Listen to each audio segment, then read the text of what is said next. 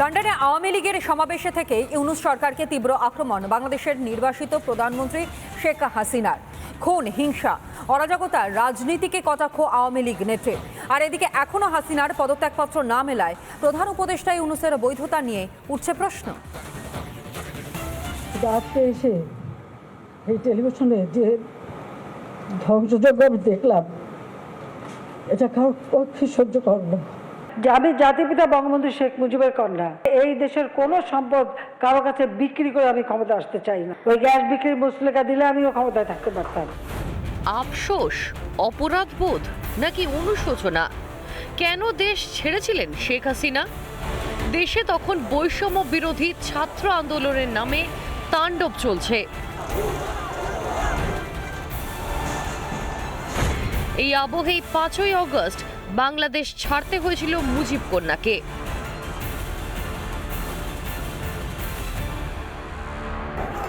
কেটে গিয়েছে 4টে মাস। তিনি যে এখনো হারিয়ে যাননি তা মনে করিয়ে দিলেন শেখ হাসিনা।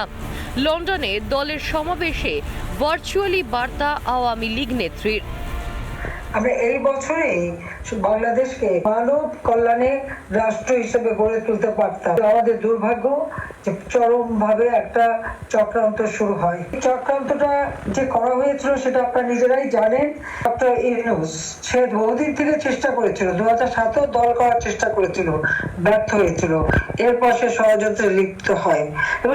হাসিনা দেশ ছাড়তেই উন্মত্ত উল্লাস শুরু হয়েছিল বাংলাদেশে।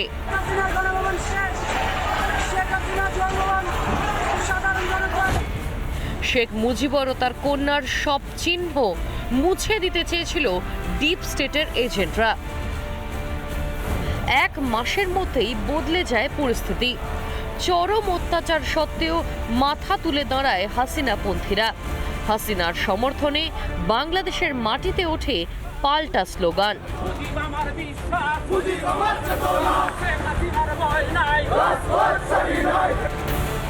তারপর থেকেই ভারত বিরোধী জিগির তুলে হিন্দু বিদ্বেষ ছড়িয়ে ক্ষমতা ধরে রাখতে মরিয়া ইউনূস। এদিকে হাসিনার কোনো পদত্যাগপত্রের খোঁজ এখনো মেলেনি। তাই প্রশ্ন উঠছে প্রধান উপদেষ্টার সাংবিধানিক বৈধতা নিয়েই। সংবিধান মতে রাষ্ট্রপতি চাইলেই আবারও দেশে ফেরাতে পারেন শেখ হাসিনাকে। শেখ হাসিনার পদত্যাগের যদি কোনো নথি নেই, তাহলে শেখ হাসিনা এখনও বাংলাদেশের নির্বাচিত প্রধানমন্ত্রী। যদি পরিস্থিতি তৈরি হয়, তিনি যদি পদত্যাগ করেই না থাকেন, শেখ হাসিনা আবার সে দেশে গিয়ে প্রধানমন্ত্রী হতে পারেন। রাষ্ট্রপতি কিন্তু পরিষ্কার বলেছে, আমি শেখ হাসিনার পদত্যাগপত্র পাইনি। যদি রাষ্ট্রপতির কথা ঠিক হয়, তাহলে শেখ হাসিনা এখনও বাংলাদেশের প্রধানমন্ত্রী। 4 মাস হয়ে গেল হাসিনা দেশ ছাড়া। প্রতি পদে বাংলাদেশকে অস্থির করার ডিপ স্টেটের চক্রান্ত ফাঁস হয়ে যাচ্ছে। আন্তর্জাতিক পরিসরে ইউনূস যেভাবে কোণঠাসা হচ্ছেন, তাতে যে কোনো সময় তাঁকেও দেশ ছাড়া করা হতে পারে বলেই মনে করছেন অনেকে। এই আবহে হাসিনার বার্তায় চাঙ্গা তাঁর দলের নেতাকর্মীরা। রিপাবলিক বাংলা। আর এদিকে ভারতকে সব রকমভাবে আশ্বস্ত করতে চায় ডিপ স্টেট। এবার ডিপ স্টেটের সঙ্গে কংগ্রেস নেতা রাহুল গান্ধীর যোগসাজশ নিয়ে বিস্ফোরক অভিযোগ বিজেপির। সরাসরি লোকসভার বিরোধী দলনেতাকে দেশদ্রোহী আক্রমণ করলেন বিজেপি সাংসদ সম্বিত পাত্র। সত্য ঢাকতে এসব তথ্য খাড়া করছে বিজেপি। পাল্টা অভিযোগ বিরোধীদের। आज एलओपी लीडर ऑफ अपोजिशन को देशद्रोही कहने में किसी प्रकार की कोई संकोच मुझे महसूस नहीं हो रहा है।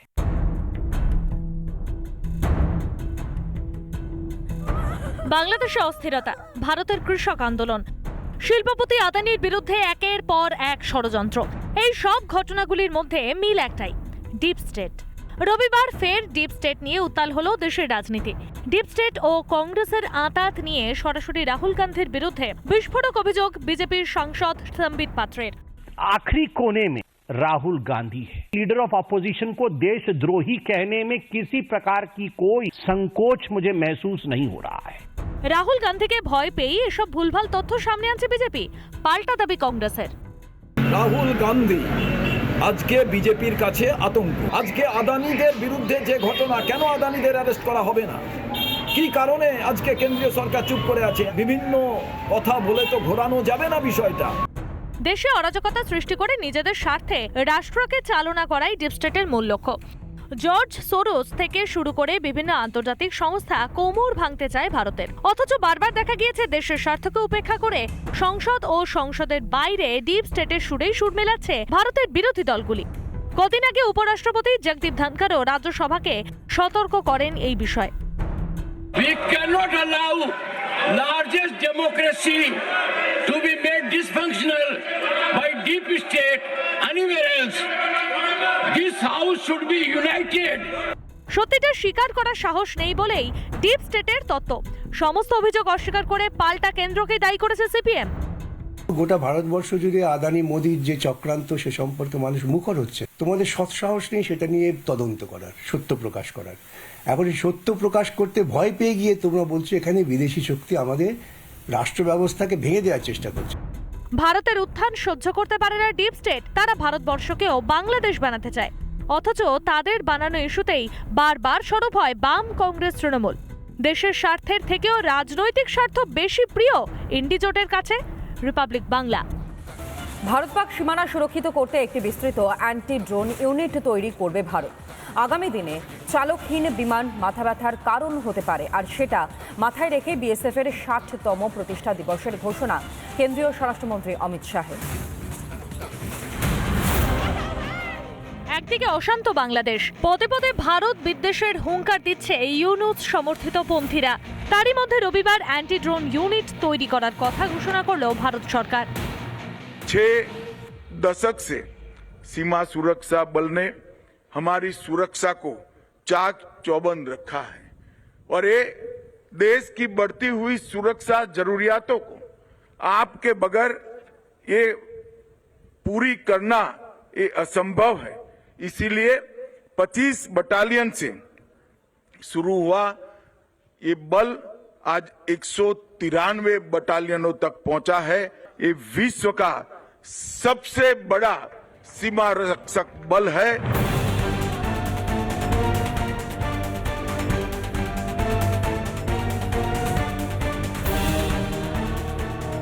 রবিবার বিএসএফ এর 60তম প্রতিষ্ঠা দিবস উদযাপন করতে যান কেন্দ্রীয় স্বরাষ্ট্রমন্ত্রী অমিত শাহ। সেখানেই বর্ডার সিকিউরিটি ফোর্সের ভূয়সী প্রশংসা করেন তিনি। তার সঙ্গে বর্তমান পরিস্থিতিতে সীমান্ত সুরক্ষা নিয়ে দেশের চিন্তার কথাও বলেন কেন্দ্রীয় স্বরাষ্ট্রমন্ত্রী। उचित सुधार कर कर पूरी पाकिस्तान और बांग्लादेश की सीमा पर ये compressive integrated border management system को हम लागू करेंगे। ভারত পাকিস্তান সীমান্ত থেকে প্রায় 300 কিলোমিটার দূরে লেজার সজ্জিত অ্যান্টি ড্রোন পরীক্ষামূলকভাবে ব্যবহার করা হয়েছে। পরীক্ষার ফলও আশা জাগিয়েছে। আগামী দিনে ড্রোন হামলা আটকাতে এই প্রযুক্তি ভারতকে সাহায্য করবে বলে মনে করা হচ্ছে। রিপাবলিক বাংলা। ভারত বিরোধী স্লোগানের পর এবার বাংলাদেশে সরাসরি ভারত বিরোধিতায় বিএনপি। বাংলাদেশে হিংসার প্রতিবাদ করায় ভারতীয় দূতাবাস পর্যন্ত মিছিল বিএনপির 3টি সংগঠনের।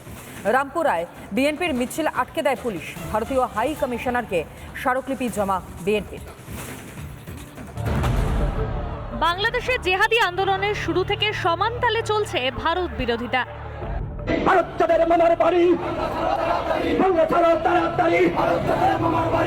ঢাকা বিশ্ববিদ্যালয়ে উঠেছে ভারত বিরোধী স্লোগান।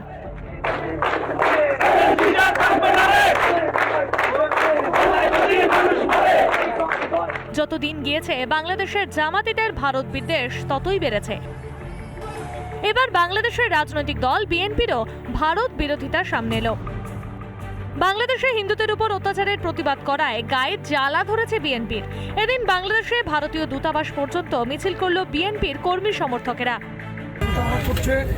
মিথ্যা প্রচার করে সাম্প্রদায়িক দাঙ্গা সৃষ্টির অপপ্রয়াস এবং ভারতের আগ্রাসনমূলক মনোভাবের প্রতিবাদে আমাদের আজকের এই প্রতিবাদ পদযাত্রা এবং স্মারকলিপি।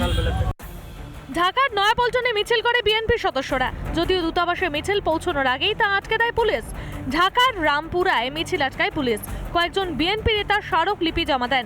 হিন্দুদের উপর অত্যাচারের প্রতিবাদ করাতেই এত গাত্রজ্বালা বিএনপির। মানবতাবাদী দেশগুলিকে আমরা বাধ্য করাবো এই মোল্লা ইউনুসের নেতৃত্বে মৌলবাদ জঙ্গিবাদের উপরে সরাসরি সামরিক হস্তক্ষেপ যাতে করে। তারা এই মুহূর্তে বাংলাদেশের একটা মৌলবাদী অংশ, তারা পাকিস্তান এবং চীনের কাঠপুতুল হয়ে তারা ভারতের সঙ্গে একটা শত্রুতার বাতাবরণ তৈরি করতে চাইছে। ইউনূস প্রশাসনের স্বৈরাচারিতার বিরোধিতা করছে ভারত, হিন্দু নিধন যজ্ঞের বিরোধিতা করেছে ভারত, তাতে এত ভারত বিদ্বেষ। রিপাবলিক বাংলা। নানা ধরনের কন্টেন্ট দেখার জন্য লাইক করুন, শেয়ার করুন আমাদের ফেসবুক পেজ, সাবস্ক্রাইব করুন আমাদের ইউটিউব চ্যানেল। পাশাপাশি অন্যান্য ব্রেকিং নিউজের জন্য অবশ্যই চোখ রাখুন রিপাবলিক বাংলায়।